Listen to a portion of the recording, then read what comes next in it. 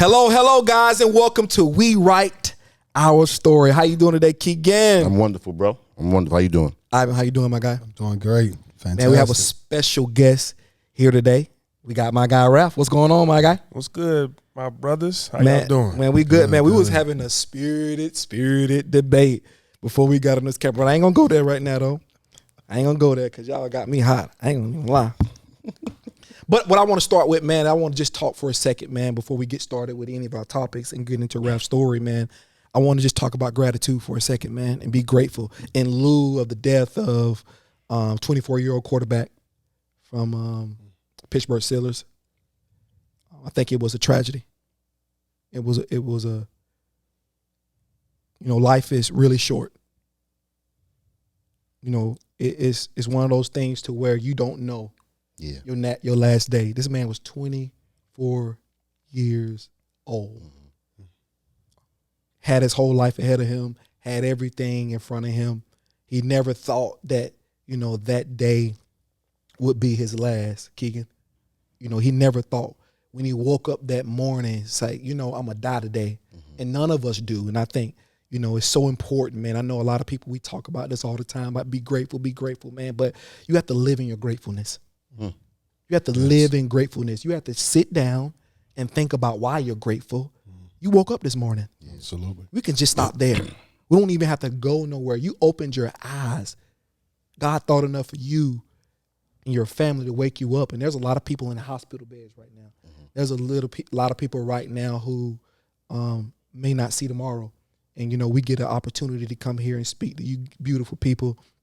And the people out there, I just want everybody to be grateful, man. And just be thankful for what you have. You may not be where you want to be in life. You may not have reached your North Star yet, but, man, just be thankful that you get to travel the journey, Keegan. Mm-hmm. Keegan, when you heard that news, and it was impacting, Yeah. What were some of your thoughts, man? Personally speaking, you think about who he left behind. Yeah. And it's always about premature death. Yeah. Yeah. Right. So 24 years of age, we always believe that that's too soon for anybody. You leave behind, spouse, children who are young, little. And that's really, really tough. So think about the personal side. Professionally speaking, because of what I do for a living, think about, is your family set up in the event of a premature death? Right. That's good. And then spiritually speaking, you think about, did he know God? Did he know Christ? And so those two things hit me because it's one of those things where when you're in your 80s and your 90s, you live a full life, you've left something behind. Okay, let's go to glory. 24 years of age, that's it's tough to digest. And it's part of life. And it's a part of life. And I look at death too as well, not like I used to look at it. I think it's God's reminder to us to be grateful. That this life is finite. That you'll never know if you're going to be here today or gone tomorrow, and that's why it is so important, man, for us, especially as a community, to get rid of these grudges. Absolutely. Get rid of resentment, the blockage that holds us from working together. God comes to remind us that things can go like this. Mm-hmm. You know what I mean? So we got to be careful and be very, I would say, understanding of other people and what they're going through. Even if you don't agree with something they're doing, you don't need to stay apart. Go talk. That's everybody. Everybody sitting in here is everybody out there. Don't leave nothing unsaid. Yeah, that's true. Because you never know. Ralph, that was a part of, I know that you probably didn't know Dwayne Haskins personally, but I know that's a part of the brotherhood that you represent for a lifetime, man. And it's only a few people that get to represent the National Football League, and you've been blessed to be one of them, man. Just tell me how that impacted you hearing that news about his death. Honestly speaking, bro, death it's been happening so much around all of us that honestly you just become numb to it to an extent. Is that smart, or how do you? I don't know if it's smart or if it's just a reaction. It's Yeah, it's like, natural man, reaction. It's natural. another one gone, another young brother gone. I don't think I heard about it until a day after. Wow. And when I saw it, I'm like, man, he's 24 years old. But I didn't find out until yesterday or so that he was married. I don't know if he had any kids. I don't know if he had any kids. I know he was married though. I think he had a little one. He had a little one. Yeah. Just personally speaking, I think in this last 2 years, I've lost 4 teammates that I played with. Wow. Demaryius Thomas in Denver. Unbelievable player. Unbelievable. Paris Harrelson, a brother that I played with in New Orleans. Glenn Foster, I don't know if anybody heard about that story with Glenn Foster where he was in the police custody and they had him detained. And as his parents was coming to bail him out, they took him to the hospital and he was pronounced dead on his way to the hospital. Whoa. Now that one hit a little different because knowing his wife and knowing his children, like our children used to hang together. You know what I'm saying? His wife, it was personal. His wife and my wife are like close, even to this day. So to hear something like that, and even to this day, to not have any answers of what happened, that's the frustrating part. Especially when you think about a mother now that has to raise all girls by herself, and they have to explain to her kids, your father's no longer here.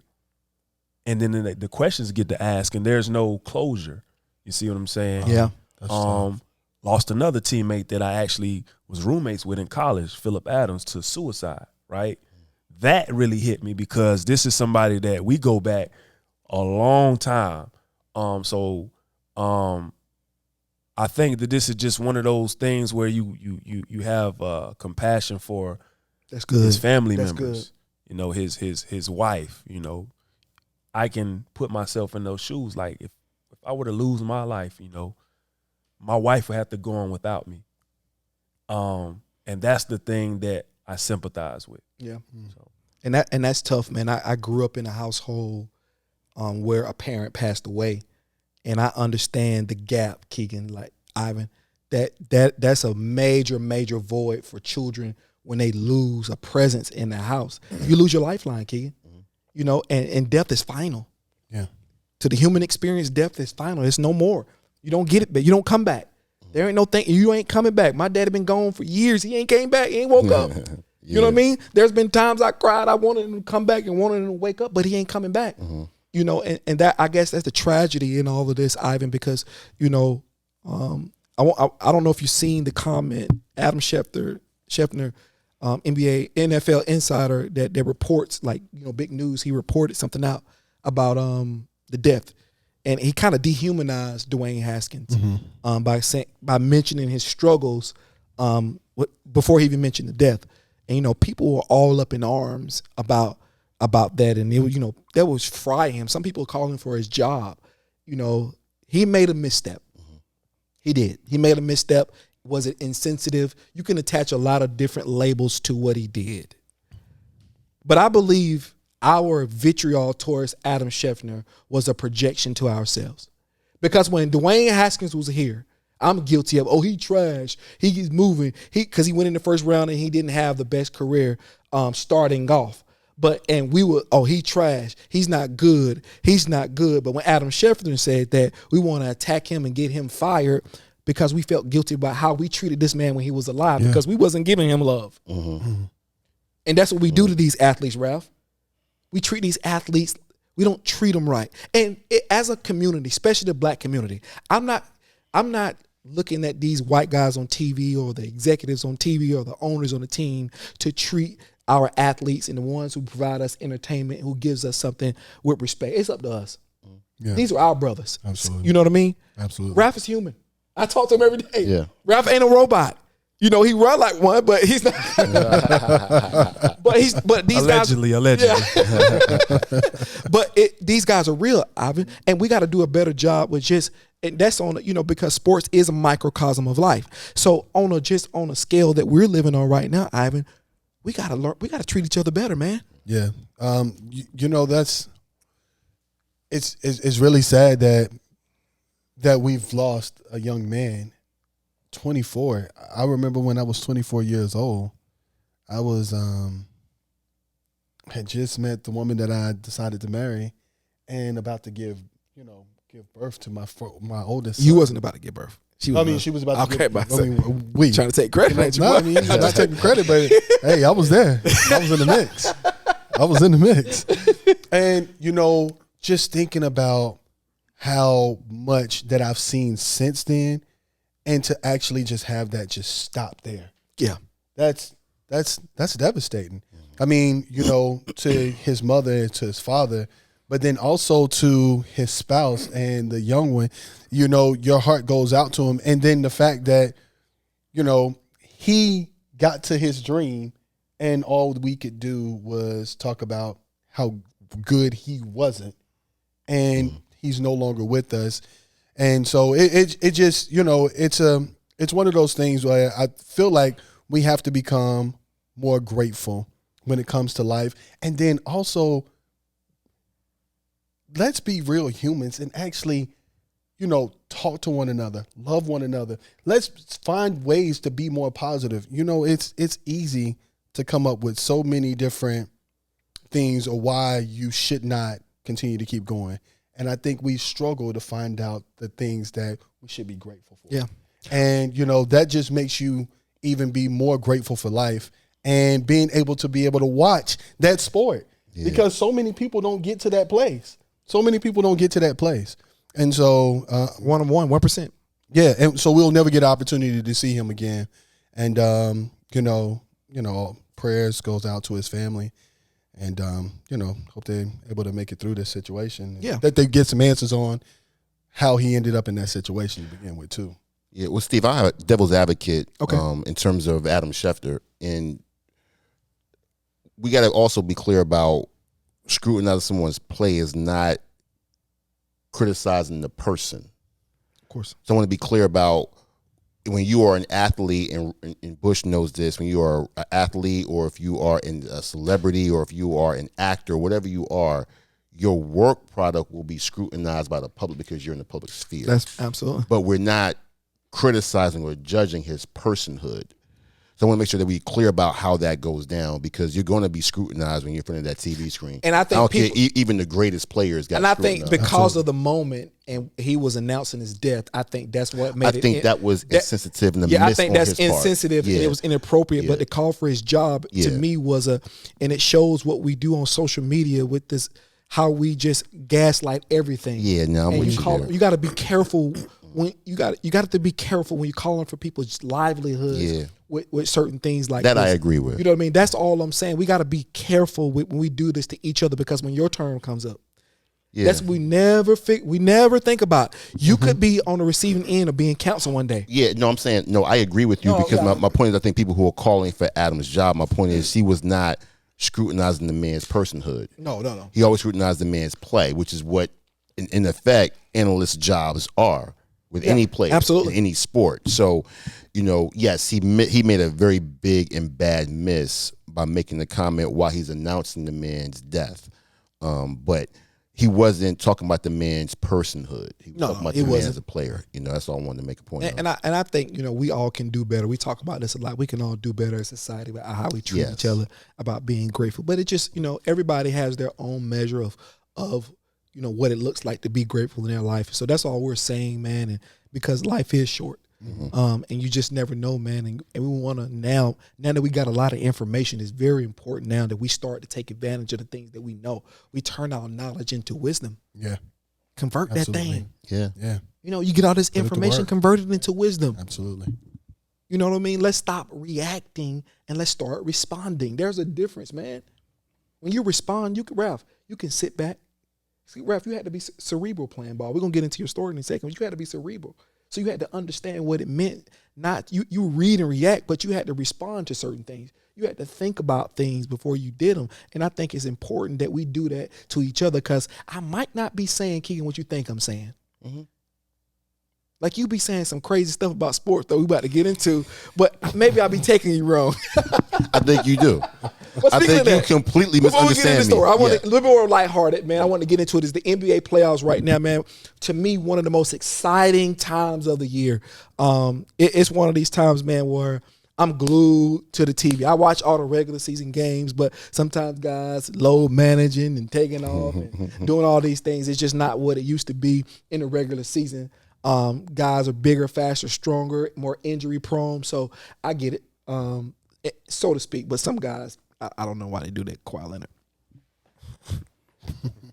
How you gonna load man and still be injured? It's not. I don't working. even know if Kawhi Leonard is really injured. It's not even working. I don't even know if he's injured anymore. Yeah, it's not even working. So, but man, we got the playoffs coming up. We got some great matchups. So I want to go around the horn real quick, man, and I want to see, what matchups do you like in the playoffs, guys, and everybody tell me who you got coming out the East and coming out the West, and we come back to the next podcast. We'll start to, kind of do our picks based on what we see. But who you got right now, Keegan, coming out the East? Milwaukee? Yeah. Wow. Well, and I'll say this, this, I wasn't a Giannis believer. At Outback Steakhouse. Who convinced you about Giannis? Well, he did. What was that, Nick and Mike's? He did. He did. Because you were trashing Giannis. I was dragging him. Giannis. I was doing Adam Schefter on Giannis. I was killing him. But I would say this, he convinced me. And everybody say, when he get a jump shot, look out. Well, he got one. And look out. He's pretty much unguardable. And I like with the Bucks pick as well. I'm gonna let you go, but with the Bucks pick, I mean, we got to give Chris Middleton a lot of credit. Oh, no doubt. I think he is phenomenal. Drew Holiday is a lockdown defender. They got size with Brook Lopez in there. So when you really look at the mental makeup of their team, they already been through a run and won the chip. So back to back's pretty tough. It is. It's tough because you got to think about it when you're going through a finals run, Ralph. You got to have some things go your way. You mean KD foot was on the line?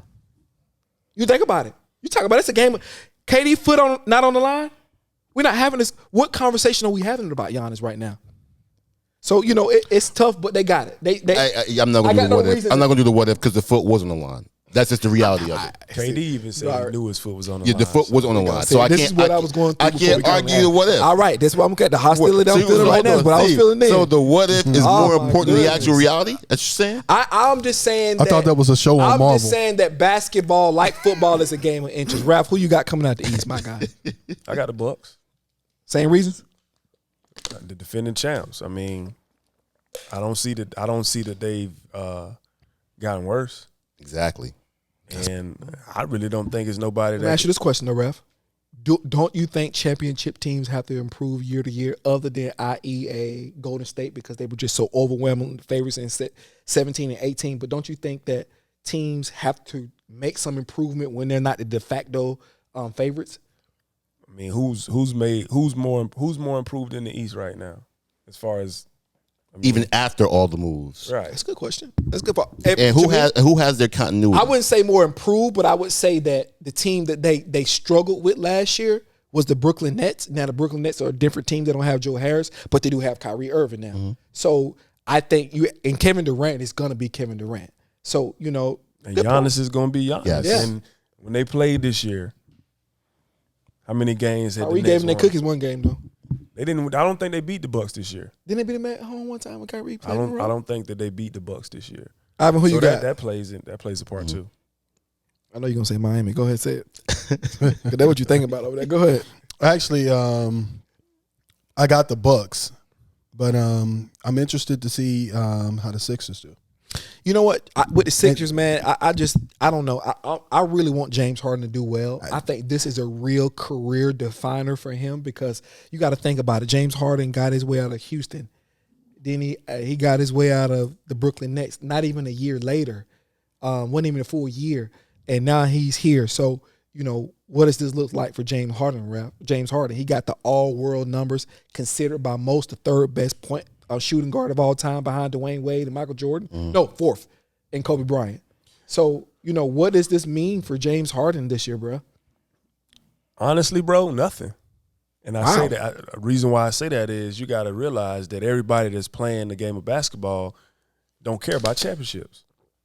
And when you're looked at in the public as a perennial all-star, Okay. all NBA guy, I mean, your offensive package is, top notch, and you got millions and millions of dollars. It's like, okay, so what?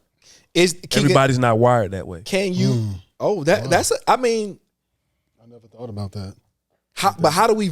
Does that take away from kicking some of the competitive spirit in you, or like? Does anybody get into the game not to win? I've never, I know people can be okay if they don't, but I don't know if somebody who got into the game not to win championships. I think what Ralph is saying is that sometimes if I got enough personal accolades and I got a lot of money, it don't matter. Well, I want to play basketball, but if I don't get what other people consider to be great, Can we? I don't know. I think you can do that for a mid-tier guy, a star, but not a superstar. I think comparatively speaking, I am going to do errors, Steve, so do not whip me. What I say comparatively speaking, brand building is more important than it was back in the 90s. Absolutely. I agree. Right? Because I would tell you, Charles Barkley is hurt by not getting a chip. Absolutely. He is hurt. And Shaquille O'Neal remind me of every single chip. And Carmelo hadn't came back in the public. Exactly. He's driving his truck, he happy. So, because back in the day, brand building wasn't a component of society like it is today. So I think to Ralph's point, today's world, if I got dough in the bank, I got a brand I can lean on for other things on lead the league. I'm not going to beat my body down. Hey, if I get a chip, great. If I don't, and I'm going to get a chip by trying to make this super team anyway. So I'm not giving James Harden that though. We could do it for other players, but I'm not giving James Harden that. I'm talking generically. Yeah. I can't say what's in James Harden's mind. Yeah, I don't know what's in his heart, but I know James Harden. I've heard him talk about winning championships when he first got to the Nets, when he got to the Western Conference Finals. Only reason why he didn't go to the finals that year is because Chris Paul got hurt. That's also PR, though, and then right? the next year, they missed 23 threes. So what I'm saying is James Harden was good enough, has been good enough to win a championship, but he just couldn't close the deal. So I'm not giving him that. But who I got coming out the East before we get to our West picks real quick, before we get into Ralph's story, I got the Nets. I think the Nets. You're biased. I'm biased because I like the Nets. They're my new team by now, guys. I want to go ahead and announce right now, guys. I am no longer with great sadness, trepidation, I say to myself, to you guys, I'm no longer a Lakers fan. Being honest. Until next year. No. I don't care if they win a championship next year. I don't care what they do. This year was an abomination. This year spat in the face of Dr. Buzz. This was awful. This was I could not believe my eyes. I was so disgusted watching that team out there. I'm not going to put it all on Russell Westbrook. It was absolutely an abomination the way they played. We are a winning franchise. But the swaggy. Hold on, you're making. I didn't expect them to win. They didn't have. They were 5 Hall of Famers on the team. Hold on, Steve. I did not say Swaggy P to win anything. All right, I'm not going to go there. You're making it seem like we haven't seen an atrocious Laker team. Not with these expectations. The team in 2004 with Gary Payton and Karl Malone, when they came trying to get in the championship, they at least went to the finals. This team didn't even make the playoffs. Well, and they would have won. Bro, you've been jumping ship a lot. You have been. I haven't been jumping ship you a lot. have Time been. out. Let's do the history. Okay. Yes. You were one time a what? 49ers fan. Yes, sir. Are we going to do this right now? Yes, we are. On camera. How long have I been? But I was a long time 49ers fan, and I left because of the Colin Kaepernick situation. Mm-hmm. I did. Now, have I not always been a T.O. fan, Ralph? We talk every single day. Right. I'm a T.O. fan, so the reason why I went to Dallas to begin with, because I like T.O., and then when Zeke came in the league, I like Ohio State, which is why I felt an affinity for Dwayne Haskins, because I was following Ohio State.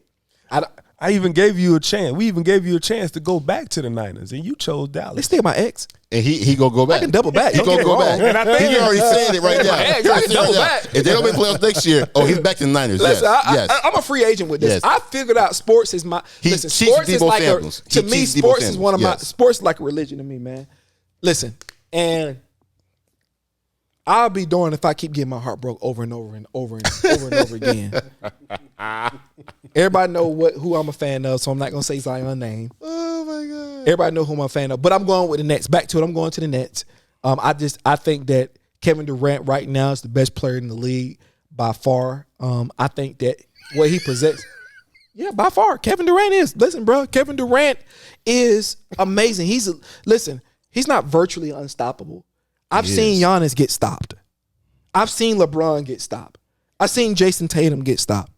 When's the last time you seen Giannis get stopped? I want you to prove that. And the bubble, Or You LeBron James. gotta prove that. It happened before. It didn't happen last year. Or LeBron but James. prior to this championship, the book on Giannis, He closed was that wall book, him up. though, That's bro. what I'm saying. Prior to this year, we don't know what's going to happen. But you acting like KD wasn't getting stopped his second or third year in the Westbrook league. was stopping him. Let's be honest. You got it, bro.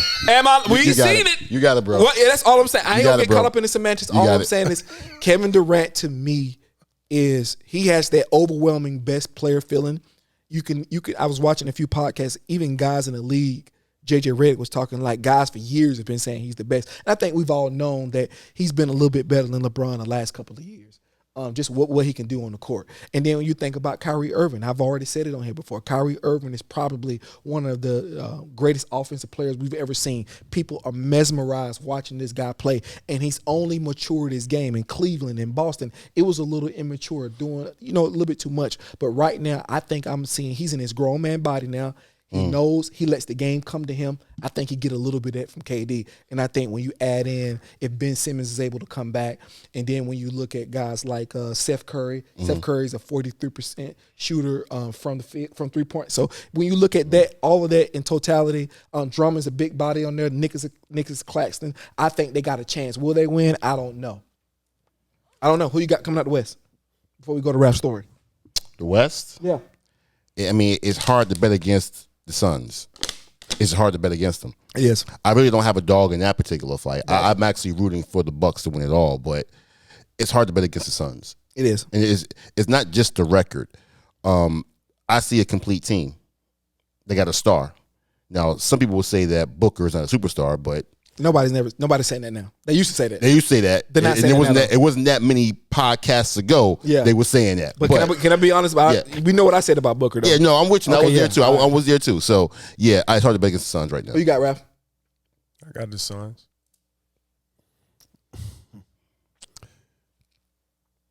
I think Golden State. Come on, see, I was not gonna not say that.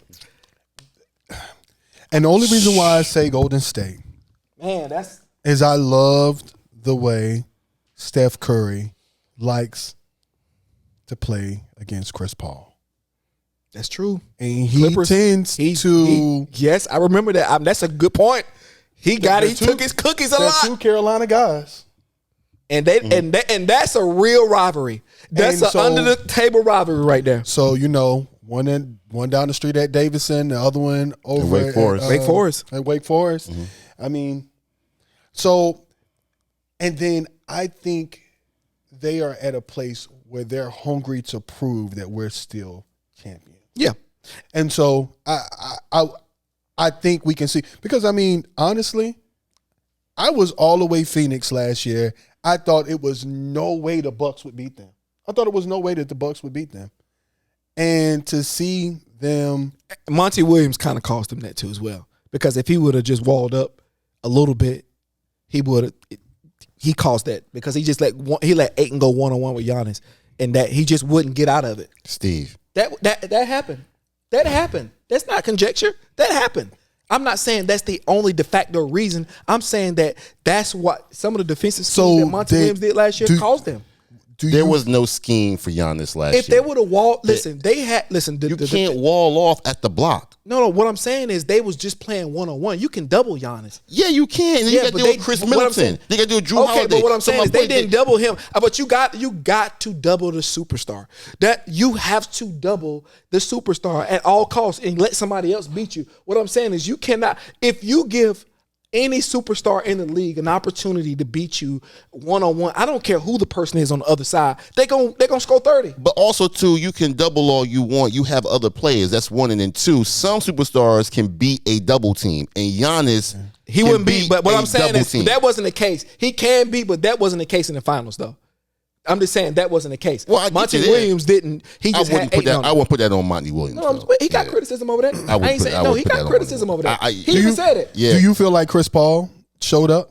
Absolutely, yeah. In the I finals? think. Listen, He wasn't 100%. I ain't 100%, but I think the finals was good. Listen, before we get into the rap story, I like Golden State. I'm not off them. I think that with their nucleus, I think if they can find some magic, they're playing a Denver team that is not as formidable because they don't have the two superstars. So I think they have an opportunity they can catch some steam. But all in all, I think the Phoenix Suns are probably head and shoulders the best team now. Absolutely. And if they was go to the finals, my early pick would be Phoenix. But I do want to see how this play out. But man, we here for a reason tonight. We here for a reason tonight, man. I got my guy here. We starting back the segments of We Write Our Story, man. So the first guest had to be one of my best friends, one of my brothers, somebody I love dearly. We family, blood, we close, lifers. And I wanted to tell his story because it's extraordinary. A story of perseverance, and belief in your ability. And, sometimes you don't even know God is guiding you because you don't know how to articulate it, but you just go because something's pushing you. And I've seen that through my God, man. But I want to start from the beginning and just kind of walk through your story, man. So we got Mr. Rafael Bush here, man. Yes. Everybody, yeah, Mr. Rafael Bush here, man. Praises, man. Yes, sir. Glad to be here. Absolutely, man. So let's start from the beginning, man. Where did you grow up at, my guy? Williston, South Carolina. Man, South Carolina, stand up. Yeah, 3,000 people, 2 stoplights, a Hardee's, Russell Pizza. Was it good? I never really ate at Russell Pizzas, but bro? Tell me. Listen, bro. I got one stoplight. Listen. 2, chill out. 2. Oh, 2. Don't shortchange him now. We had this fire gas station that had some, they call it JR's chicken. And that was some of the best fried chicken you could ever taste. If it says, oh man, that had to be good. Yeah. And so, but like I said, I had a mother that cooked every night, so I didn't have no reason to eat no Russell's Pizza, man. Got you. That's good. So yeah, man. But yeah, very small town, not really much to do, but get in trouble. You know what I mean? Or play sports. Yeah. So sports was always the way out. And the typical black dude, black man, black kid, you either rap, sell dope, or ball. Yeah. People don't really realize those were options. Before we got the internet, so we got so many different lanes, but people don't realize back then, it wasn't a lot of options presented to, especially, I come from a small town, you eventually lived in a small town, and Charlotte wasn't as what it is now. So the options that was presented at that time, it was far and few between. But that's not small town or big city. That's, I hate to say it, but it's poverty as well. No question. Absolutely. Yeah, because I'm from a big city, and where I came from is either you sell dope, rap, or you. So New York started that. Go ahead. No, hold on. You came in my throat tonight, King, so I just figured I'd have you back. Man, go ahead. Petty Paul. So Ralph, so you came, small town, not a lot of people there, piece of place you didn't eat at. How did you get introduced to sports? I know you say you got into sports, but how did you get introduced specifically to football? My mom being a single parent at the time, I just remember in a 1-2 bedroom apartment, right? This is when the TVs had the antennas on it. Ooh. The rabbit ears. And I just remember watching the 49ers and the Cowboys on TV. And I was like, that's interesting. And then it just kind of grew on me, man. Wow. My mama would tell you this all the time. Anytime she would, bend down to pick something up, I go tackle her. So it was just something that they gave me that shot early, didn't it, boy? God, hey, that's that. He got that. Yeah, give that boy a helmet. We ain't get that give shot. Him a helmet. Yeah, give him a helmet. Yeah. No, but I mean, if you think about when you're a young kid, you're influenced by what you see. Absolutely. Yeah. Absolutely. I see that now with my own son. Like, he'll sit in front of the TV, whether it's basketball, he got 20,000 basketballs in the toy room. Mm-hmm. If it's football, they got 15,000 footballs. But he knows the difference. Yeah. Mm-hmm. So if it's football on, he go grab the football, and he in the house jucking and jiving and falling on the ground getting tackled. So I see it now. Yeah. I understand it now. So so I was just kind of introduced to it like that. Growing up with older cousins, My mom working at DSS, so always had to go to my auntie house, to begin with, and having older cousins and family members. A village, right? Right. Man, that's a village. Man, that's good, man. Yeah, and also, my stepfather played a big, important role in my life. Come on. Those younger years. My father was there. My father was a truck driver, but I had that stepfather that was in the home. 25 years, retired from the Air Force. So everything about him was strict, militant, but it instilled that fear. It instilled that reverence of a father. Mm-hmm. Like knowing, like it's crazy because even now as a father, I take on some of those same attributes that my stepfather took on. I'm not militant, but I'm there's order in the home. So it's even sometimes when I walk past my daughter's room and it's like they'll straighten up, and it's like, it's not that they fear me, but they reverence me because they understand that I mean business. So it's the same thing that I've experienced as a young man, like 5, 6 years old, when my mom introduced me to him. And that man, right? That masculine spirit was there from the start. I didn't understand it at the time, but now I understand it. And so, having him in my life, those early stages, and, having that husband and a wife, getting to experience that. So that played an important role. And through that marriage, the in-laws, like his nephews, my cousins, they were older than me. So, I would go in the yard and play with them. They got this big yard at the time, you know what I'm saying, where we could play. It felt like the yard was 100 yards. And you know what I'm saying? So playing mosquitoes, playing football and basketball and even boxing. We would tie a rope around the trees and actually box. So we did all these things when we were young. And being one of the youngest cousins, you got to wait your turn. Absolutely. I know that feeling. And it pisses you off. Yes, it does. In your mind, you like, yo, I can do what they doing. Yeah. Like, why? But in actuality, if I shoot the ball, it might not even get nowhere near the rim. You know what I mean? But in my mind, I thought I could do it. So watching all of the older cousins, because everybody in the neighborhood would come to my uncle's house, right, Mr. Bing, and the respect that he had. If you came in his yard or if he came home from work, everybody reverenced him. It was just something that was, you knew it. Hey, make sure you speak to my dad. Hey, Mr. Bing. It was the respect. That's good. It was the respect that he demanded, and he didn't even have to say a word. You know what I mean? That's good. He come in the yard, he get out the car, we stop dribbling, and it's like you can hear a mouse pee on cotton. Hey, Mr. Bing. And the person that didn't speak had to go home.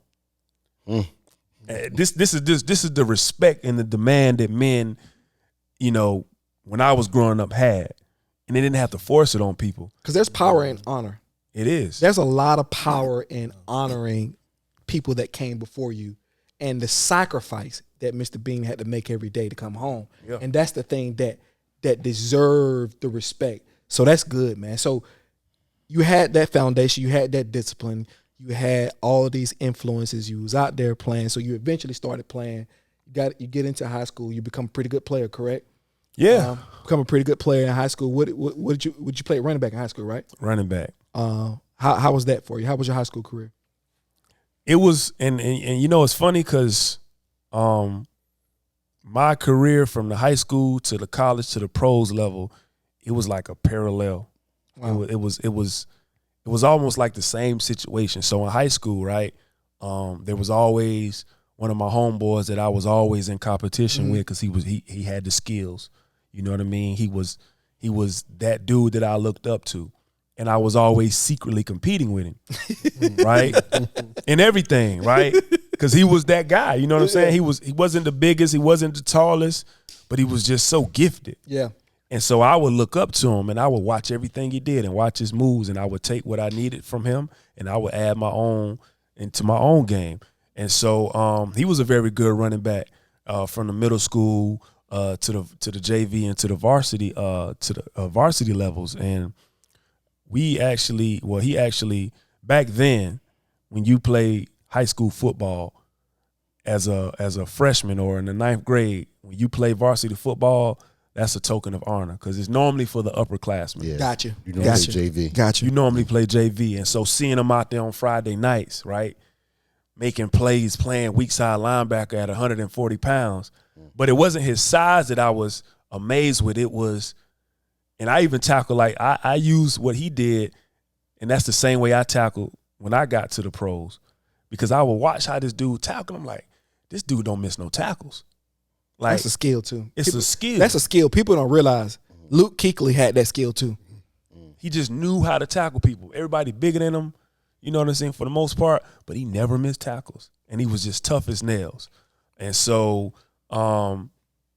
the following year I was playing JV. He would actually play JV and then play Friday nights. He would go play Friday nights. And so he was my fullback. And he would always tell me, yo, hit the hole, Bush. Hit the hole, Ralph. Hit the hole. He would get on me hard. I was tippy-toeing. And I never forgot that when he, you know, he ended up going to Columbia, South Carolina for a year, his 10th grade year, my 9th grade year. And I just remember him speaking to me. It's like he was on the field with me, bro, hit the hole, hit the hole. He looked back like, run, follow me. And so I took that to heart, and I hit the holes. And so had a pretty good year. I actually moved up from JV to varsity in the 9th grade. We were like the only two that actually did that. So that was a thing back then. And he went away for a year. And the year that he went away, I was going into my sophomore year. He was going into the junior year. And that's when it just started to click for me. I had a pretty good year, you know, rushed for over 1,000 yards with a pulled hamstring, by the way. Come on. And so I had to run to the point where I could use vision and find the holes, but I couldn't hit the home runs. Had to get them 10 to 12 yard bursts. 10 to 12, 6 to 8. Oh, you was doing that? Oh, you was getting hit on the second level then? Yeah, I couldn't get. I didn't have that burst, and it was a little embarrassing. Explosion, yeah. It was a little embarrassing because You knew what type of athlete you were. yeah, and people thought I was slow, Yeah. and so And that's the one thing in sports, bro. Like when you're in football, you can't get caught and you slow, bro. That's that as a running back, that is shaky. it is very shaky. It is. So you have a great career in high school. You go do well there. You get recruited, not highly touted, but you're recruited. But you end up at North Greenville University, Division II school. Well, that's where we met. We played ball together, man. And you know, you got there, the facilities and things right there. It wasn't in order. And at that time, you knew in your head, because when I watched him, I was like, he's an exceptional athlete. Now he can't guard me, but he's an exceptional athlete. That was the truth. I'm being honest with you.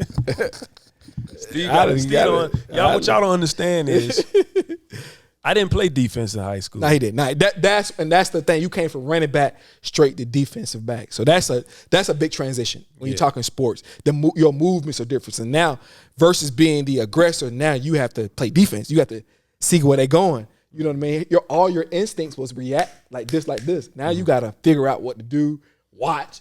You know, so it was a kind of a different role for you, I'd imagine. But you know, when we watch Ralph, me and Don would talk when we first started being, we were like, this guy, he's different. Like he's like, you can just see movements people have on the football. Everybody's not built the same. Mm-hmm. I promise you that they're not. So we see them differently. But there was one particular day, it was an off season in spring, and I think Ralph, that's when I talked about earlier this, you know, unwavering belief that you had, Ralph. So tell the people like what happened from you going from North Greenville and what happened next. Yeah, so it was the off season after the first year.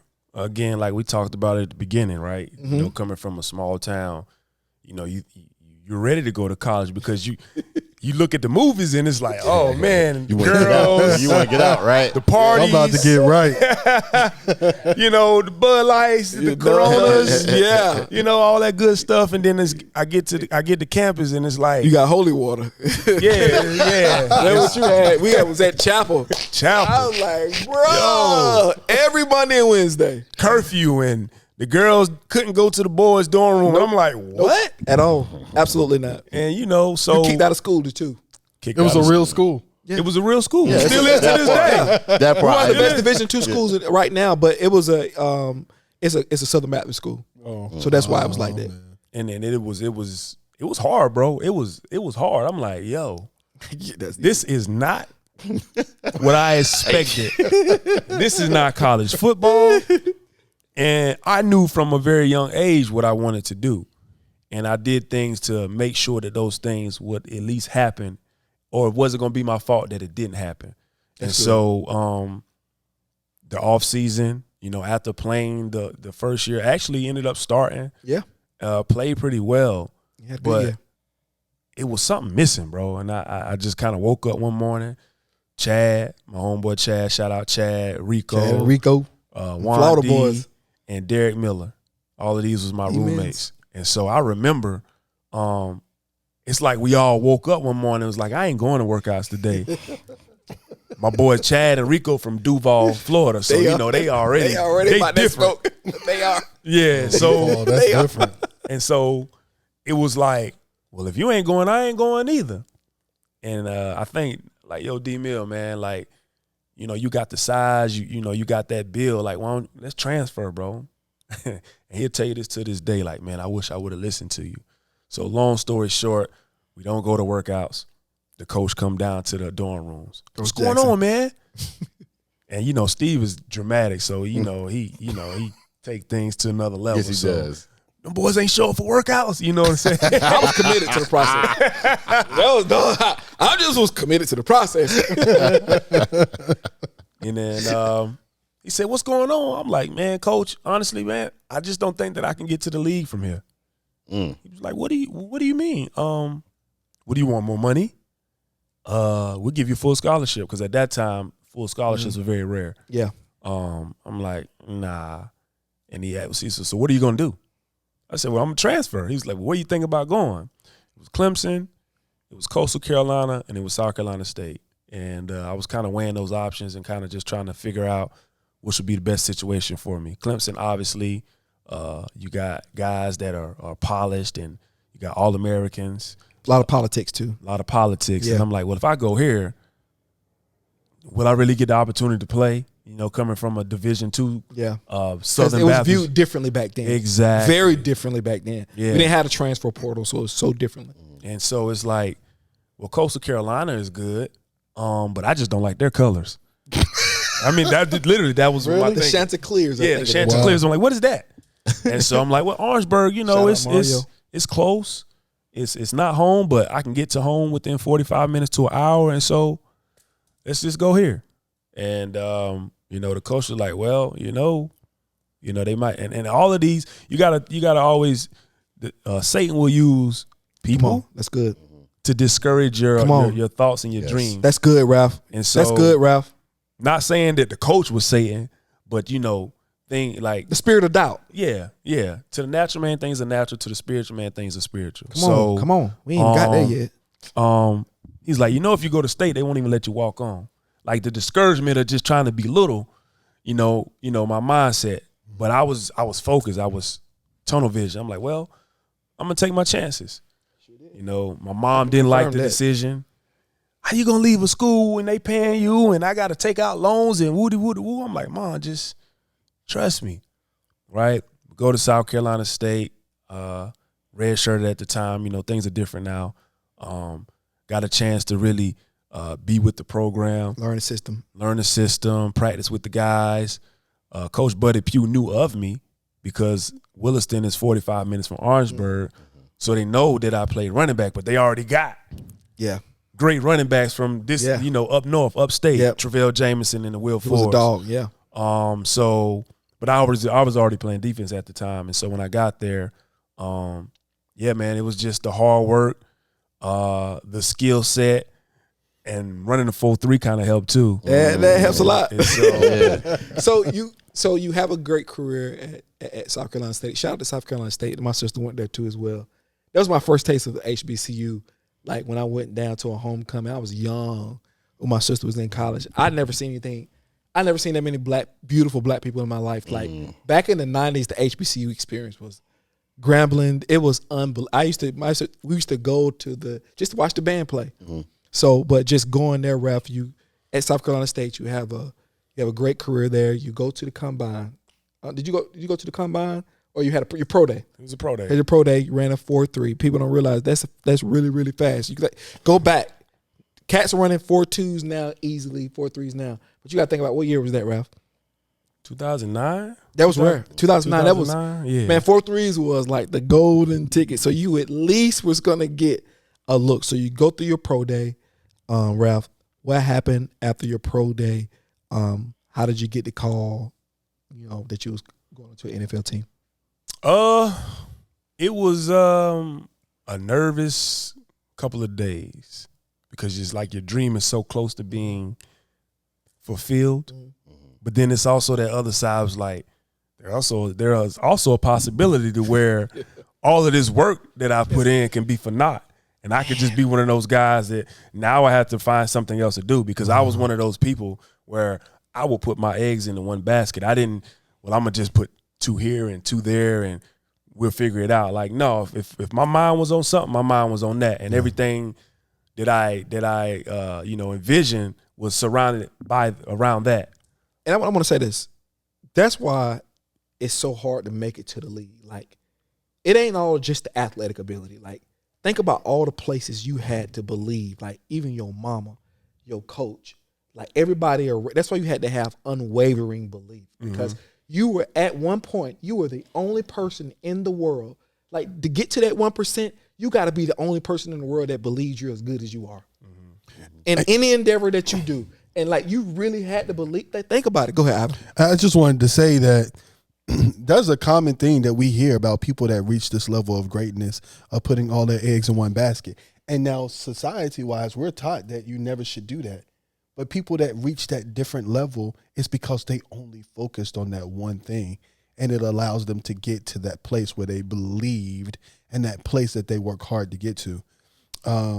It's a famous quote. I won't say who said it because he's not doing well right now. But he says that he said the way that you get rid of your plan B is you just say that there's no plan B. It's always nothing but plan A. And if you always focus on plan A, you'll never have to think about plan B. Yo, that's crazy that you said that.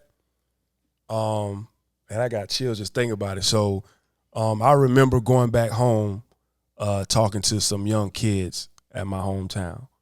Is this prior to? I'm already in the league, but the fact that he said that, I remember saying, like, I never had a plan B. I just made sure that my plan A worked. Just like that.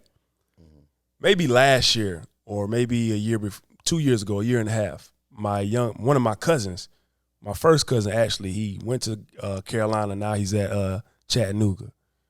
He Facebooked me out of the blue. He was like, bro, I just wanted to say I appreciate you. I remember when you came to the high school and I was like a young kid. And I remember when you said that. And when you said that, it just always stuck to me. And so every time because he has that mindset of he wants to get to the league. But I just think about what you said and I just want to say appreciate it. So I say all that to say you never know who you influence. It's good. When you say things. So you got to really be mindful of what you say because you never know who's listening and who's watching. So that's all I wanted to say when you said that. It's funny. I was only piggybacking off of the fact that you had no plan B. And it's really hard to be successful because the even Keegan, the higher you ascend in any field, whether that's business, sports, the higher you go, the air gets thinner. Yeah. The less people get up there. And watch this, the farther the fall. That's why I want to go with you, Ralph. And I want you can jump in too, Keegan, for a second. But Ralph, you get now you on Mount Everest right now. We talking about 1%. You got to think about how hard. I was an exceptional football player, but I wasn't gonna go to the NFL. I knew I wasn't. I knew at best if I would have went, I would have went to Arena League all the way around the world before I got a shot, and it would have probably been over. I just didn't have that, and it's a different level on the league. So you climbing this mountain, Ralph, you're not drafted, right? Nah. You're not drafted. So now there's a different level for free agents. The world looks differently from drafted players to free agent for those who don't know. It ain't about who's better. It's about the investment. Exactly. If they invest in this guy for whatever reason, Ralph, even though you're better than that guy because you experienced that in your career a lot, correct? In fact, you had to live on that appetite for a long time. Man. And that even shows your unwavering focus, Ralph. So you get into the league and you going through this. So now I want to kind of dive into your career as well and some of the spiritual sides of it too that you kind of experienced. Cause that's what I want people to really see about your story. Not so much that you went to the league, but you know how this league and how we think that the pinnacle of success identifies us, but we don't know inside these things, or these careers, or these things that we reach. There's a playground there, and there's a battle that you have to fight within your success. You know, so you get in there, Ralph, and you're constantly having to battle. Being a free agent and proving yourself. Take us through those feelings, because people think going to the NFL and going to the sports and making a lot of money is the end all be all. But Ralph, it was during that time frame you did all of those things, but during your tenure there was some turmoil having to do what you did. You had a good career, but tell us about going through your 9-year career and some of the things you had to deal with and battle with. It's funny because when people ask how was it and they get the response, they think that it surprises people. It was hell, bro. Wow. I'm going to just be 100% honest with you. It became business and it wasn't fun, because you got to think being an undrafted free agent, right? It's like walking through the door every day and not knowing if you're going to have a job or not. Wow. So that was my mindset, because I'm coming from an HBCU, right? That's one negative against me from the higher ups, yep. Right? Because they went no Jackson State then. Yeah, went no Deion Sanders. Nope. Oh no. Nope. So you got that, right? I wasn't the typical size safety, so I got that against me, right? And now it's okay. I can't even make mistakes, because part of growing is what? Making mistakes and learning from them. Well, on that side of the business, no. Oh no. It ain't called NFL for National Football League. It's called Not For Long. Not for long. So that's the fact. That's fact. So my mess ups being from South Carolina State is not the same as somebody's mess up who went to Tennessee. So if I mess up one time and he mess up one time, I'm out the door. He gets a mulligan. So you got to think about those variables as well. And so every day that I went to work, you got to realize I played a position where you have to communicate, right? You have to know everybody's job. You have to get people lined up. You have to talk. And you have to see things before they happen. I didn't understand that coming from HBCU. I just lined up and played. I had great instincts, and I could understand that kind of aspect. But it was the pre-snap that was killing me. So I would mess up at walkthroughs, and the coach was like, no, that's wrong. Speak up. What's the call? And I'm like, dummy little boy. Exactly. And I'm like, dang, bro. Listen, bro. Those years, different. The league is so soft now, bro. They pander to these dudes emote. Like when I was coming up, bro. You definitely retired now. Oh yeah, you're definitely talking like a retired. I'm just saying, I'm not talking about from a physical standpoint. Okay, I'm talking about from a mental standpoint. Yeah. Of course, the way the coaches used to talk to us back then, it was straight cutthroat. So that's why you heard Percy Harvin my favorite player? I didn't hurt. So you think we're not gonna talk? I was just doing my job, bro. I was so mad at you, bro. I ain't gonna lie. I felt something. Percy Harvin literally was my favorite player. This guy, if you haven't seen it on YouTube, go look at it, man. And you hit, was it Amendola too as well? I knocked myself out on that. People don't even realize that. The pride though was like, you got to get up, dude, because he sleep. You got to show him that. You know what I mean? You know. Yeah, man. Listen, you got to be a little crazy to play. You were, bro. You played with reckless abandon. Because I want to go to two spaces too as well. You've always played with reckless abandon, but even through all that turmoil, you still managed to play 9 years. You played in the game. Actually, you played against Aaron Hernandez. Yeah. People don't know that, bro. Like at his peak, how he got that 40 million rappers lined up in front of him. Man, there was y'all beat, going back to Demaryius Thomas, the game before Tebow threw the touchdown in overtime to him. Right. You was on that team, the Denver Bronco team. That was legendary, right? Man, I remember that game. It was like my first game actually playing, because the year before that I was in Atlanta. I was on the practice squad. So all I did was just practice and got paid for practice. But I used to get pissed off when the team would go away for games and I had to stay home. Ooh. Or when the team would actually have a home game and go to the hotel and I had to meet them at the stadium. I ain't like that feeling. So I was just highly motivated. So I get to Denver, and the first time I walk in the locker room, I see one of my favorite players, Brian Dawkins. Wow. And That's crazy. dude actually had a great impact on my life, and I'll share that soon. But getting to that game when we're playing the Steelers, actually in that game, my job was the whole game to guard Heath Miller. Ooh, he was a big boy too. He didn't get no catches though. But I remember it was a play. Remind you. He did. Yeah. I remember it was a play, right? It was I think it was Kotry. And because Brian Dawkins didn't play that game because he was having neck issues. So that's the reason why I was able to play. Gotcha. And so Kotry caught the ball in the end zone, and he was fumbling it. And I just kind of gave him a little shoulder hit. If I would have put any force in it, it would have been a big hit. It would have been an incomplete pass, but instead it was a touchdown. Oh. And the reason why I didn't hit him, because I was scared that I was going to get fined. So if you fast forward to that Percy Harvin hit, as I'm running over there, I'm thinking about that. 4 years later, by the way. But I remember coming on the sideline and Dawk was just grilling me. He was like, you know how Dawk talk. He don't curse. He looked crazy on TV. You laid a steak on him, you know what I'm saying? And like, you supposed to punish it. I'm saying to myself, like, bro, I can't afford to get fined. Like, I ain't made nothing. So if they fine me, I'm going in the negatives. But we had Tebow and Demaryius Thomas. They ran a slant. I remember that slant. And we won. And it was next game didn't go so well though. The next game, it was utterly that was a butt whooping. First of all, it was my first cold game that I actually was a part of. I was like, Tom, no. I said, no, that's my friends. I said, no.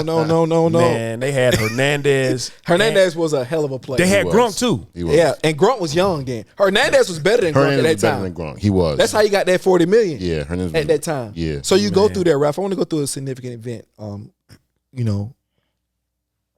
Before we kind of wrap up. I want to talk about a few more things. We got a little bit of time, don't we, Tim? 2015. What a year. You telling me, right? 2015, first game of the year.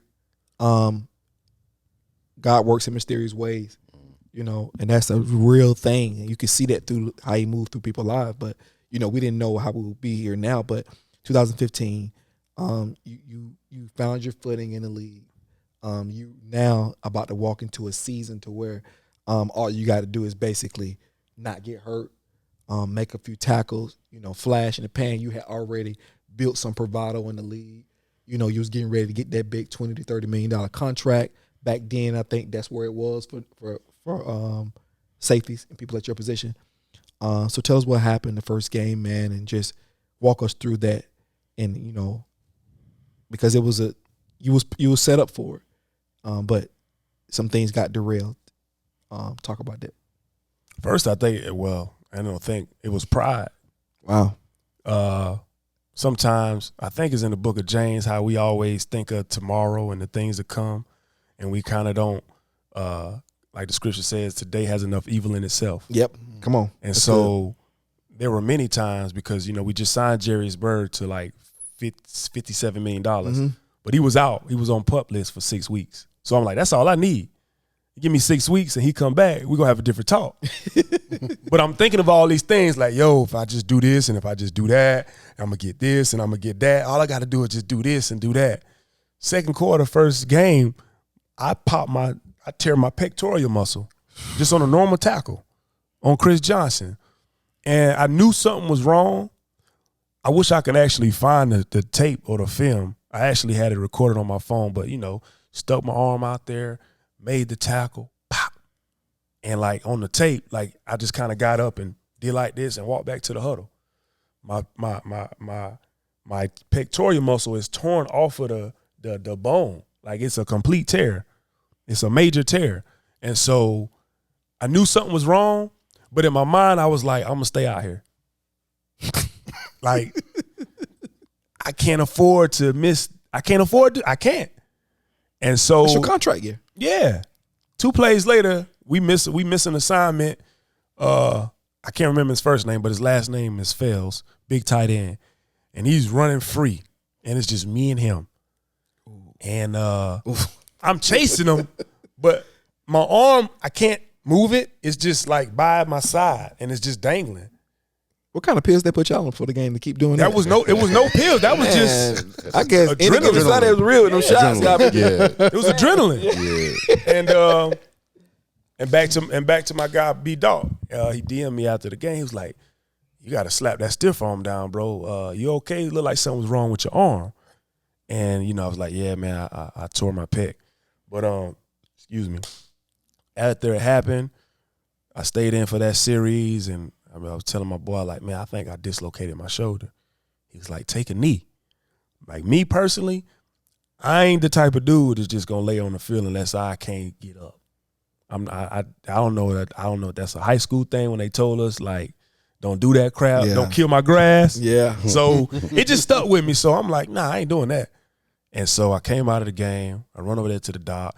He doing all of the precautions. What happened? Woody woot woot. I'm just to the point where I'm impatient. Like, yo, doc, what is it, bro? Like, just shoot me straight. He's like, we got to get X-rays. So as we're walking to the locker room, there's just so many things that's going through my mind at this point. I'm confused. You know what I'm saying? I kind of know what the fate is, but I'm holding on to some hope. Yeah. And then I get into the locker room, bro, and I don't even think it hit me yet. But when he told me I tore my pec, I'm like, okay, so can I come back this year or not? Well, you can get it surgically repaired. It's normally a season-ending injury. I'm like, are you kidding me? Man. Oh, man. And so it didn't hit me till the next day when I went to go see the doctor. My arm is in a sling. I know that I'm on IR now and I have to get surgery. And that was a really dark place for me because I tell anybody this, football was my idol. It was like my God. Come on. I'm going to just keep it a buck with you because I idolized it. Was it wrong? Absolutely. But at that time, that's all I really cared about. And everything else was under that. You know what I'm saying? And that's the part of the drive and the focus and the determination that consumed me. It's a double-edged sword. It's a double-edged sword. No. And so it was too high on my priority list. It was before everything. And so that was very humbling. And, not playing. And this is the thing about the league. It's like the train is going to go on without you. So imagine being a part of a game plan. Yep. Now you're on the injured reserve when you're in the training room all day. And the same dudes that you sweat for, you bled for, you went through training camp for, they just walk past you, give you the little deuces and head to the meeting rooms. That's a feeling right there, bro. And it's like, dang, I ain't even part of the team. I'm just in here doing stupid shoulder exercises, for what, 6 to 8 months? So you got that playing with you, you know what I mean? And I was just in a dark place where I was suicidal, bro. I thought of like, man, I don't even want to be here no more. I didn't get to the point where I would grab a gun and blow my brains out. But those thoughts, they were there often. And I couldn't shake them. Man. I couldn't shake them. But, at that time, it was my wife, my daughter. Kudos to my wife. One thing about my wife, I'll say this, bro. Shout out to Tanya. She first of all, I think it's great that a brother and a sister must know one another. You got to know your spouse. There were a lot of times where I would come home pissed off about what happened at work, mad about this, mad about that. This dude trying to take my spot. They playing me. They not letting me play, whatever it is. She would just be quiet and just listen. You know what I'm saying? And there were probably times where there's a lot of things that I did that she didn't agree with. You know what I'm saying? But she was so patient And being modest and being able to hold her peace, she gave me my time and my space. And she knew when to insert herself. She knew when to be quiet. She knew when to speak. And there were many times like I was going through this, and I'm the type of person where I used to like to try to figure things out on my own. So I would separate myself from my family. I go into the other room. Sometimes I wake up and cry, or I wake up and I just drink Hennessy. I was just so negative. And you guys know this on the chat. Wow. This is what I want to do, Ralph. Can we get you for a part 2? Yeah. Because his story is so, this is just the beginning really of the story that he has to offer, because there's another layer, the man that you are now. Mm-hmm. And I don't want that time to be taken away. I want people to really digest this, and knowing that ambition, like we talked about, Ivan, it can be a double-edged sword, because the same thing that drives you, the same thing that will crash you. Mm-hmm. You know what I mean? That's why you got to be guided with God all the time. That's why you got to be up under the presence. So, Ralph, next week, can you come back? Because I want to do a part 2 if you can. Well, next week I'll be at the beach. Well, whenever we get your story, I guess you'll be at the beach. We'll figure it out. We'll figure it out. But we got to come back for a part 2, because I want to make sure that we get the spiritual side too, and where God has brought you, from that place. Because, sometimes we hear the story just about suicide and having these feelings and having these thoughts, but I want to talk through them and how you got through them, mm-hmm. how you overcame, because it ain't easy. Because when a man in your position, you wealthy, you got this, you got the world at your fingertips. Is Keegan, and it's hard to put down your pride and realize that it might be you, mm-hmm. And come on, Ralph. You when you start getting to a certain place, no becomes obsolete. Mm. It's like the delete button. You hear yes, So let's continue to do that, man. But I appreciate everybody for coming out tonight, man. It was I like this, man. Y'all bugging. I think the Nets still gonna win. But I appreciate everybody coming out, man. We had a unbelievable conversation. I want to continue this whenever we can get you back on, Ralph, so we can continue this, guy. This was a great podcast. Keegan, Ralph, Ivan, I appreciate you guys. Subscribe at the Deep Surface Pod on YouTube and Instagram. We out. Have a blessed night. Peace. Please. Because I want to really, because I want to talk about spirituality. I want to add a whole conversation in about it. Because it's gonna take a while, bro. Not really. Not a while, but. You don't think 20 more minutes? If you want to go 20 minutes, we can go 20 more minutes. Or just cut out some on the front end. Huh? Just cut out some on the front end. Yeah, I thought it was like an hour and it's hour and 13. Yeah. All right, let's go. Put it back on. Yeah. Oh, here we go. Just cut out. You talking about Golden You listen State. to the producer. So Ralph, you hear in 2015 you tear your pec. Obviously, that affects your contract. You're correct. Mm-hmm. So now you getting to the point to where me and Don, you on the text messages with us, and bro, when I say he was suicidal, I was like, bro, go ahead and kill yourself. I was like, just go ahead and do it, friend, bro. I was like, bro, you act like you want to do it anyway. We're friends like that. But he was. Bro. But the thing is, but Ralph is. But when Ralph is bullheaded though. You got to think about it. When you got bullheaded friends, Ralph and Don are the two of the most bullheaded friends I got. So when they make their minds up, he's in the pod. Ain't no perspective, bro. Mm. That it just is what it is. But but we were there. We even went to Miami.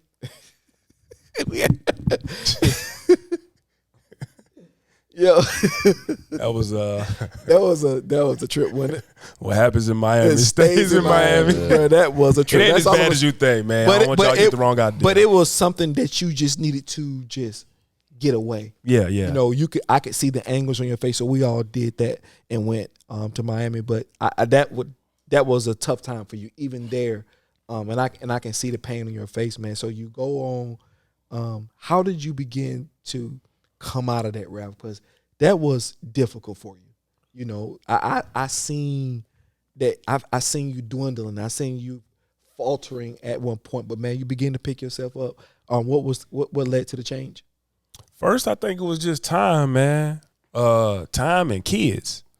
Man, kids change you, bro. Like I was saying, like I was suicidal at that time. But anytime that I would get those thoughts and that urge and that feeling, my daughter would walk in the room, and it was like I would just kind of snap out of it. And I didn't even tell my wife at the time. I didn't tell her to probably after I had got over it. So it's as a man, it's like you're internalizing these things and you don't know how to talk about them. That's good. And so I was just dealing with these things internally. Like I was crying out for help, but it was in my pessimistic way of speaking that I was crying out for help. Gotcha. And so, you know, you guys just being there, somebody to talk to every day, you know, having different topics like we always do. Absolutely. Just being there, man, just time, man, availability and time, man, is something that we can't overlook. And people don't know that we learn how to be vulnerable in the chat. Like your pain, things we were dealing with forced us to either cave under the pressure or open up and figure out a way out, because that was that what we had to do. So that, that friendship, that bond we had. Absolutely. Go ahead. And just coming out of it, man, I think I met a dude by the way of Mark Ingram, one of my good buddies. I just went to his house one day after I had the surgery, and his brother was coming down there from Florida. He was like, I don't want to say he was Mark Pastor, but he was like one of those dudes that do ministry. And so me and him really got close. Our story was kind of similar, so we kind of had a relationship on that. So he would call me, he would FaceTime me, we would go over scriptures, and it was just him being available, man. It kind of got me out of that slump, because at one point in time I was pissed off, I was mad. You know the cliche, well, God don't make mistakes and trust in the Lord. Like, I got tired of hearing that. Yeah.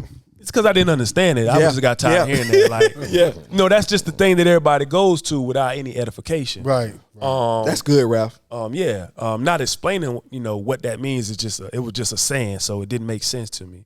But I think it was just time, bro. I think I got over that. Had a couple of more years at certain teams. I want to stop at 1 year before we get into everything else. I want to stop at 1 year. The Detroit? No, not Detroit yet. No, Buffalo? No, you know what I'm talking about, the Minnesota Miracles. Oh, the Minnesota. That's the reason why we went to Miami. Yeah. So we did for that reason. But so tell us about that, like, play, like, because that's one of the most infamous plays, like, in NFL history. I still don't think it's real. You were on the field. We was at Stats. I was like, bro, I'm going to the Super Bowl. I was like, I know I'm about to go to the Super Bowl, boy. It was no question in my mind. Take us through on the field. And to be clear, that was the divisional round, so we still had to play for the end. Yeah, we kind of knew, like, we knew if we got Philly, we was good. But long story short, we get in that game. We were down at halftime. We climbed ourselves back. We took the lead. They get the ball back. No timeouts. They probably on their 30-yard line. And I just remember, like, they don't have no timeouts. Like, it's impossible. It's impossible for them to win. If we tackle them, it's over with. Over with. 2 incompletes. The third play, right? It's third down, by the way. Like 14, right? Yeah. We in the wrong formation, by the way. Oh, gosh. That's number one. And number two, my man, y'all know him, Marcus Williams, which is a great player, by the way. He just got a contract, too. Just got a contract with the Ravens. He misses a tackle. And I'm kind of playing linebacker, so I see everything. I look back, and I'm like, oh, they going to make the tackle. Game over. And he catches the ball, and he just keeps running. And I'm like, he had to step out of bounds. It was so shocking that the fans didn't even react at first. I was like, nah, this is not happening. This is crazy. Oh, that was such a heartbreak. He gets in the end zone, Stephon Diggs throws his helmet, game over. I'm like, let me see the replay. He had to step out of bounds. There's no way that he just scored with 10 seconds left with no timeouts. I saw the replay. I immediately walked to the locker room. I said, well, that's my career. It's over with. Because I'm an older player. I'm in my 30s. I wasn't really playing that much at the time. Coach Payton was letting the younger guys play. So, to me, I thought that was the writing on the wall. So that's why I was like, yo, let's just go to Miami. I'm pissed off about that, the way my season ended. Let's just go away. Let's just go, have some fun, woody-woody-woo. And then, so I'm kind of making up in my mind like, yo, that might have been it for me. You guys were with me that day when I got a call from my agent. Mm-hmm. He asked me about how did I feel about playing in Buffalo, and I was kind of nonchalant about it. Got a 2-year deal, some good money. I'm like, cool, I guess I'm going to Buffalo, right? get to Buffalo, play that year, tear my labrum. Yeah, I remember that. Tear my labrum against the Packers. And it's funny how the game of football, it's so the guy in front of me, right? Because at this point I'm playing multiple positions, to help myself get on the field. Mm-hmm. So I'm kind of backing up every spot because, okay, cool. I'm kind of like a jack of all trades. He gets hurt. He tears his labrum. He gets surgery. 2 weeks later, I tear my labrum. They try to play the mental game. Well, most guys get surgery after the season, try to play the tough guy role. Like, yeah, you should be good. I'm like, doc, like my shoulder popping out of place. Like, I need surgery. We trash. Like, it's like, you know what I'm saying? That was Josh Allen first year, right? It was Josh Allen first year. And so, but then I had to think for myself. I'm like, well, if I get surgery now this year, then next year when I come back, because I'm on a 2-year deal, I understand the business. That first year deal, I know I'm making the squad. That second year deal, that second team, I know it's optional. So I'm like, well, let me try to play through this injury, play through the injury. Got the surgery after the season. And so going into that next year, my 9th year, is where things really started to shift. Normally, it's like a clock in your head when you're an athlete. It's like, okay, you get a little break, spend time with the family, and then it's like a mental clock where it's like, get back to work. Yep. But me being hurt, I had a lot of time to recover, so I was just in chill mode. And I was enjoying the chill mode a little too much than I normally do. And so I'm like, okay, this is interesting. So me and my wife, actually, we took a trip to Egypt for like 7 days. At this point, I was doing a lot of research and reading. I bought these books. It was called Hebrews to Negroes. It had like 3 volumes. And I'm not a person that really reads. I actually hate reading. But that volume 1, I dang near read the whole book. Wow. And I'm like, yo, okay. This is making a lot of sense. Okay, this makes a lot of sense. This sounds like my people. And so going to Egypt, it just opened my eyes, right? It enlightened you. It enlightened me. I was intrigued by the pyramids, and that's a whole nother topic. But what really intrigued me was going over there. It's like the people look at you, like over here in America, when somebody look at you at a certain way, it's like, well, why are you looking at me like that? It's like in a belligerent, it's like okay, let's get down to the get down. But over there, it was like admiration. And I wasn't afraid and I wasn't shocked. It was just like, yo, why are these people looking at me like that? It was like an admiration. I'm not that great of a football player, and I know they don't know me for that. So what is it? And so when I got back over here, I was reading Hebrews to Negroes. I had all 3 volumes. I had this Babylon to Timbuktu book. And I read that whole book all the way to Egypt. Read it. Mind you, I don't like reading. And I got back over here and I came across, how algorithms work. I came across this video, Pastor Darby, God rest his soul. If anybody don't know, go look up some of his old videos. And this was the first time I ever heard a pastor, been going to church my whole life. He was actually giving me historical evidence in the Bible about who we are, who was our forefathers, and why we're over here. So I'm like, okay, man, I ain't never heard a pastor speak like this. And so instead of just hearing the words for myself, I started to read too, right? And so as I read, it was like an eye opener. Wow. And I started to question like the old theology that I grew up on. And I'm like, man, I've been going to church my whole life. Why my pastor ain't never tell me that these are my people, these are my forefathers? Like, I don't understand that. You know what I'm saying? And so this is all going on while I'm going back to Buffalo. So I'm reading the Bible every day, studying. I'm getting all the books off Amazon. And I'm talking about, I know these books were true because the elder of our church, anytime he would do a live broadcast and he would show the book, the price of the book would like shoot up from $30 to $400 and like that. But at the point I got the funds, so I'm getting all this information. I'm soaking it up. It's like I'm a sponge. I'm just reading all day. And when I went back to Buffalo to finish, for OTAs and training camp, I just didn't have a desire for football no more. I thought it was crazy. So I started asking people around me that played and like, yo, hey, you do you miss the game? I'm just kind of asking questions and I'm kind of sharing my thoughts with, guys that I respected. But everybody was just telling me, yo, go get the bag, go get the bag, go get the bag. And I'm like, man, it was one teammate that we was just standing on the sideline one day. He just said this quote to me. He was like, man, how much is enough really? And it stuck with me. You know what I'm saying? I'm like, man, how much is enough? Like, am I going to just do this all day? Just have a coveting spirit where I want more, want more, want more, want more, want more? I'm going to never be satisfied. That's good. You know what I'm saying? And so it all really turned after that Egypt trip. And then, Coach McDermott, he would do this thing where he would call all the new players up front to introduce themselves, because we're new teammates. So I get up in front of when it was my turn, I get up in front of the, in front of the team. And I just laid it all out there. I was like, man, this game, it's I idolized it.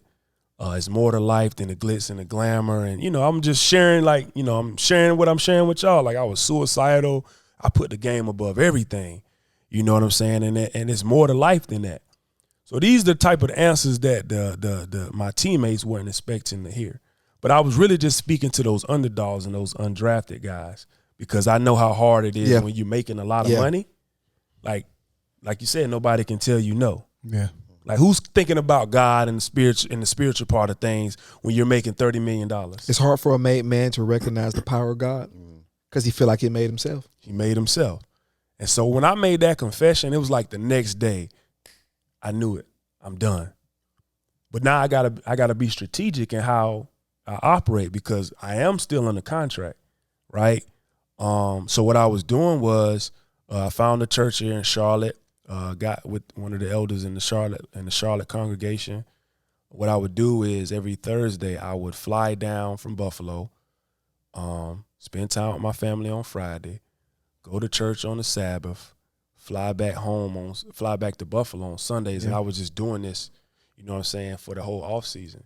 And I really got the understanding of what a church family and church body is. You see what I'm saying? Because when we grow up in church, it's like the same members that was there when we was growing up is the same members that's there now.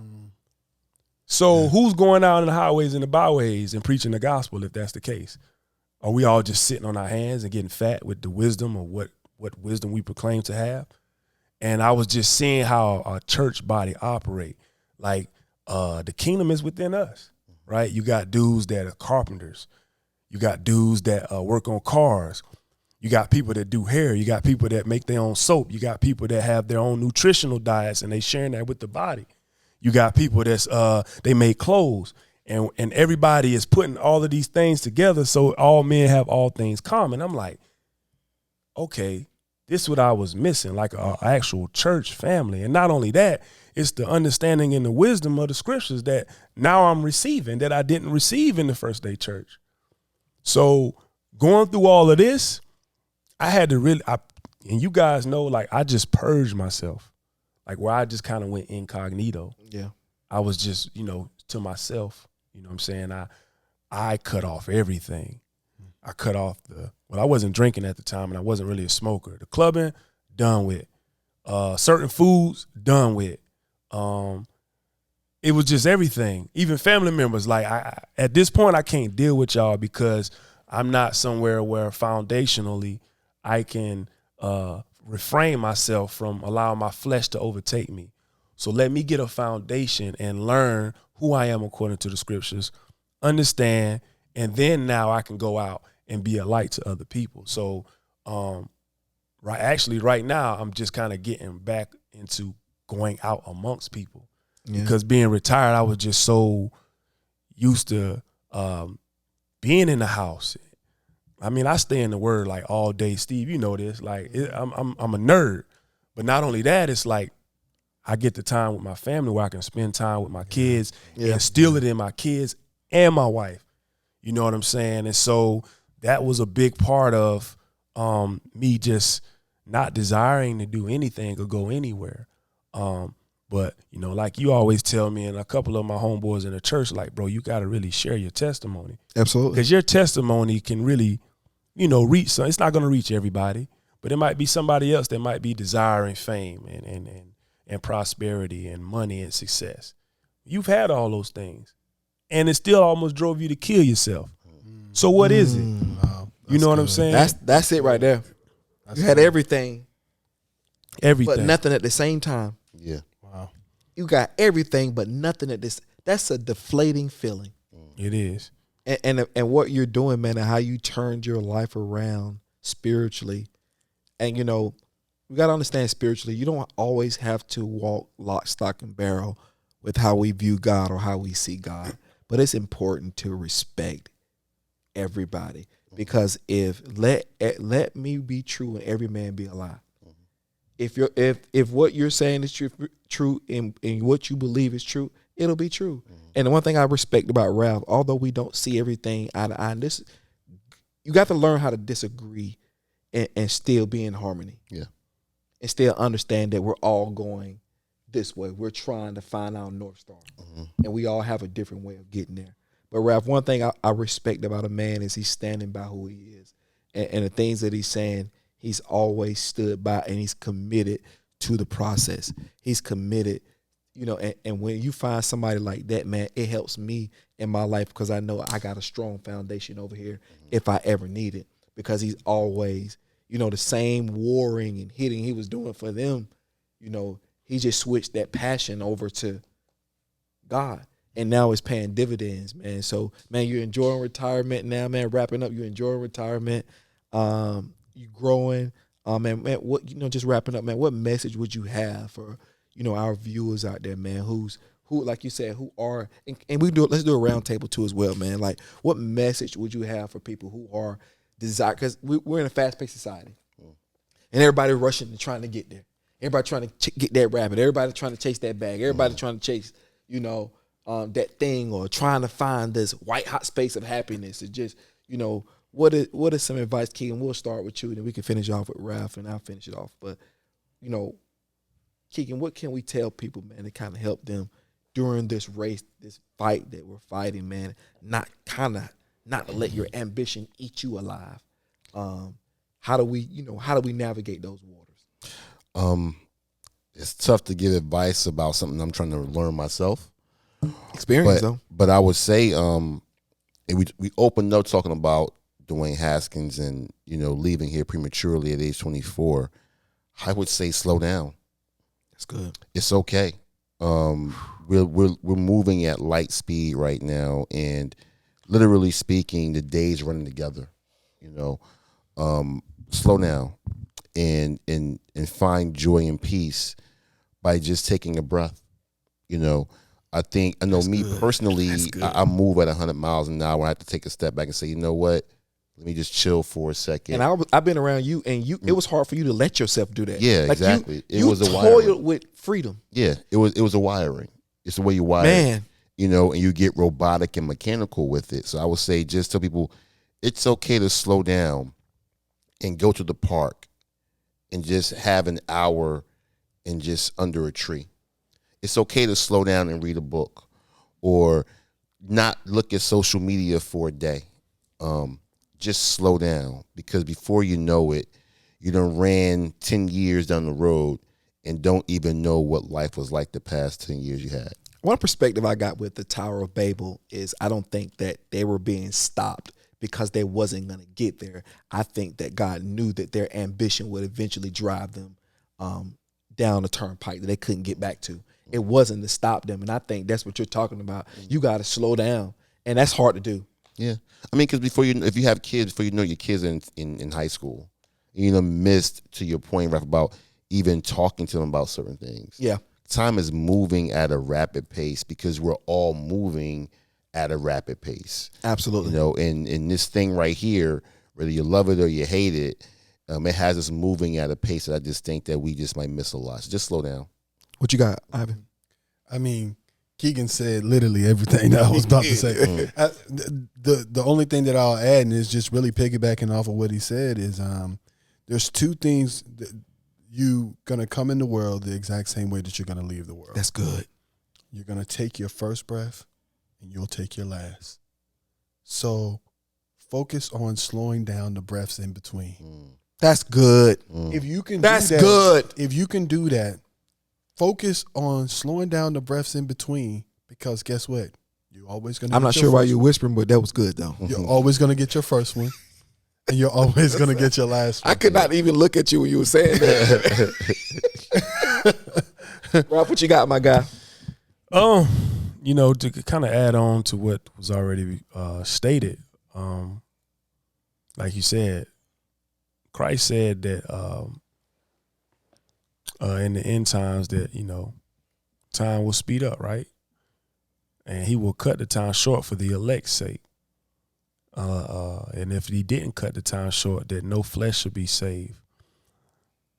My approach is, as black men and sisters, not downsizing or degrading any other people, but just focusing on my people, brown people, right? We need to know and understand that we're in a war, and we got to understand and know that it's not a physical war. It's a spiritual war. And in a spiritual war, you have to know your enemy. Come on. You do. It's no different than in sports. Absolutely. If I'm guarding a tight end or a receiver, I know what he ate for breakfast. I know what moves he like to make, and I'm anticipating those moves based off of the film that I studied on him. So on game day, when it's time to make plays, I'm confident. So what do I mean by that? That's good. When I say these things, think about it from a spiritual standpoint. I can read the scriptures and I can see the prophecies.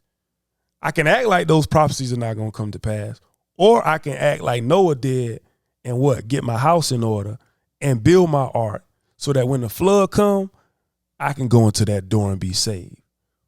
But if I ignore all of these things that's going on around me, I'm going to just be taken with the broad that lead up to destruction. So what I say all that to say that we all, especially us, we got to find that narrow path. That narrow path, and only few find it. And what I'm saying is the same faith that I had when I knew that there was only 1% that was going to make it to that level, that's the same faith I got to have when I'm trusting the Most High God. That's great. That's good. And operate in that. That's good. With the faith in the works. That's discipline. That's good. And that's good. And that's not easy. No, because spiritual exercise is not easy. Right. Like you come across turmoil. Like it's real life, like your anxiety. I deal with anxiety. And I know that's spiritual warfare. I know that's something I got to deal with. That's my thorn. It's going to be there. Wrapped in flesh. Yeah. It's going to be there. But what do I just allow anxiety to hang out in my life? Like, hey, how you doing? No. It has to come up on us. You can bring your demons may not leave your life, but you can bring them under subjection. Because your flesh becomes what your demons use. The pleasure, the lust of your eyes. And I think those critical things spiritually, as you talked about, Raph, are going to get us to the next level. We got to exercise spiritually. We got to. And that's tough. And you got to find out what God means to you. You get the God you got faith in. If you don't really have that much faith, then that's what you're going to get. If you don't really want that much, then you know what I mean? Yes, you know what I mean? But when you walk with God, he measures your path. You always taught me, Keegan, measure twice and cut once. No doubt. You know what I mean? So, man, this has been an unbelievable show. My guy. My guy. I'm glad we stayed for that extra 20. This was good, man. It really touched my spirit. It really did, man. I hope people out there can really hear your story, man. If anybody's battling, suicidal thoughts are real. And let me be clear about something. You don't just, the more you know, even with wisdom, listen, there's an enemy out there. There's an enemy within you. There's things that we've created in our life over a period of time that is formed against us. That's why it said no weapon formed against you shall prosper. But it didn't say the weapon wouldn't be formed. Yeah. The weapon's definitely going to be there. Absolutely gonna be And there. we create those weapons in our life. But nevertheless, man, you know, Ralph, I appreciate you. Keegan, I appreciate you. Ivan, I appreciate you, my guy. You guys subscribe at The Deep Surface on YouTube and Instagram, The Deep Surface Pod. Thank you. Have a good night. Yes, sir. Peace.